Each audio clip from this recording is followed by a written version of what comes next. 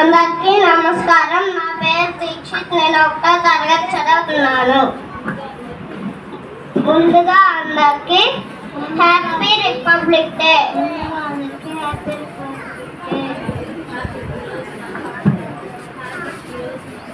ఈరోజు మన 77వ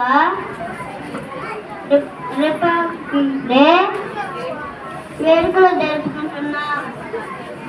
doctor BR Ambedkar రాజ్యాంగం కోసం ముసాయిదా కమిటీ ఏర్పాటు చేశారు. 2 సంవత్సరాల 11 నెలల 18 రోజులకు భారత రాజ్యాంగం ఏర్పడింది.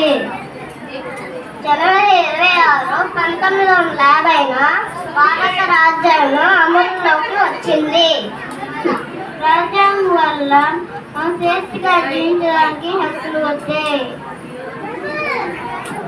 ఈరోజు గణతంత్ర దినోత్సవాన్ని భారతీయులందరూ పండుగలాగా జరుపుకుంటారు.